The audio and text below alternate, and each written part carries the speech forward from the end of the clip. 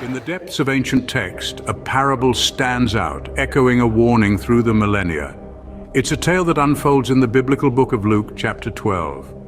A narrative that, over centuries, has been both misunderstood and misinterpreted. A story that, at its core, carries a timeless message about life, wealth, and the true essence of riches. This is the parable of the rich fool. In this age-old narrative, we encounter a man of substantial wealth. A man whose fields produced a plentiful bounty, whose barns overflowed with the fruits of his labor. Yet this man, the rich fool, found himself on a path that led to his downfall. You see, his actions, his choices, were the bricks that paved his road to ruin. But what were these actions? What were these choices?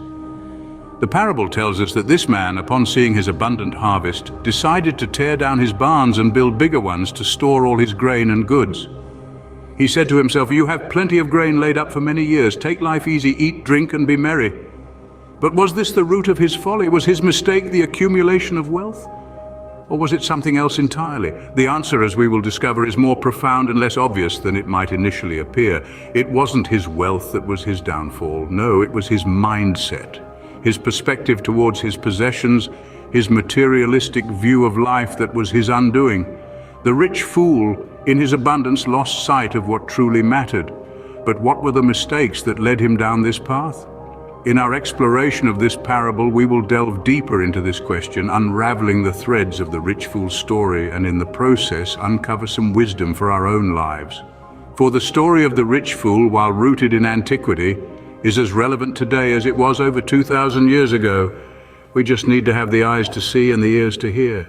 Many have looked upon this parable and seen a condemnation of wealth. But was it really wealth that was the rich fool's downfall? A simple question, yet it unveils a widely held misconception about the narrative of the rich fool from Luke chapter 12. It's a common belief that the parable is a critique on wealth itself, that the mere act of being wealthy is somehow a sin, a moral failing. But is that what the passage truly advocates?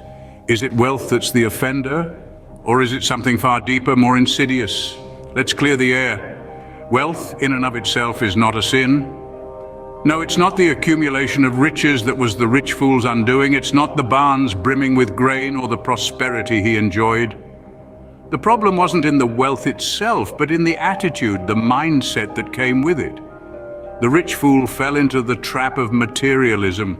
He became so engrossed in his wealth, so fixated on his material possessions, that he lost sight of what truly mattered. His wealth became his identity, his obsession. He was rich in worldly goods, yes, but in his soul, he was impoverished. It's this materialistic mindset that was the rich fool's real mistake. He allowed his wealth to consume him, to dictate his values, his priorities. He was so focused on the here and now, the tangible, the temporal, that he neglected the spiritual, the eternal.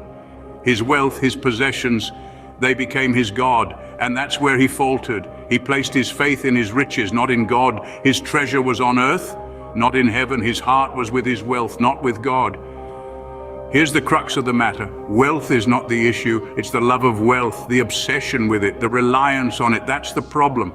It's when we start to value our possessions more than our spiritual well-being, when we put our faith in our material wealth rather than in God. That's when we become like the rich fool.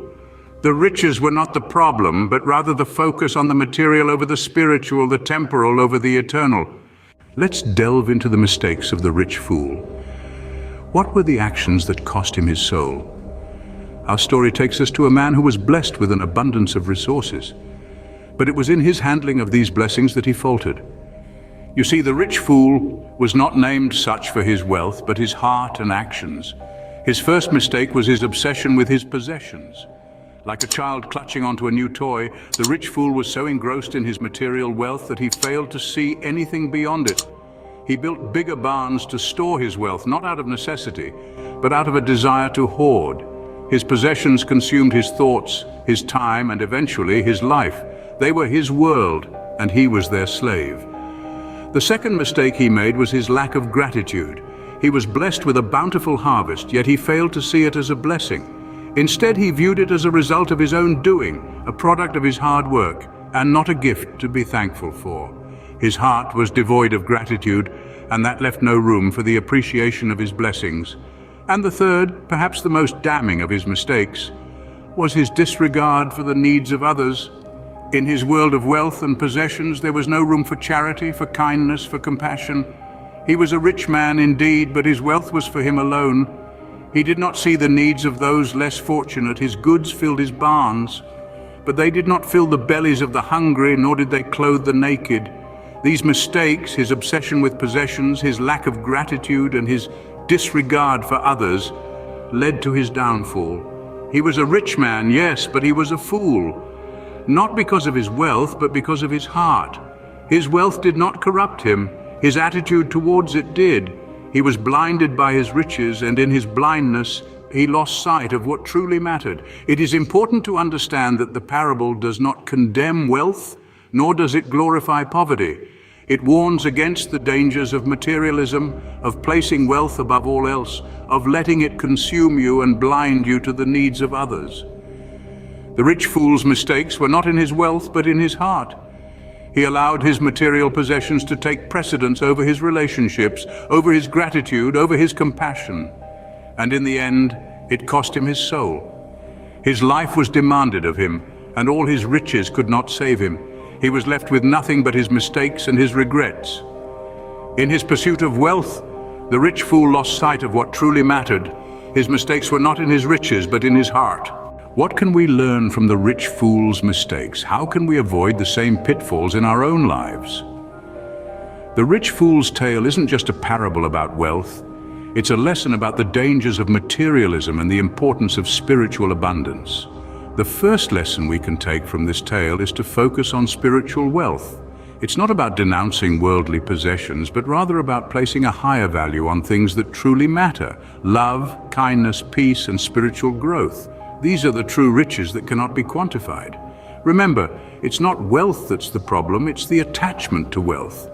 The rich fool's mistake was that he allowed his wealth to define him.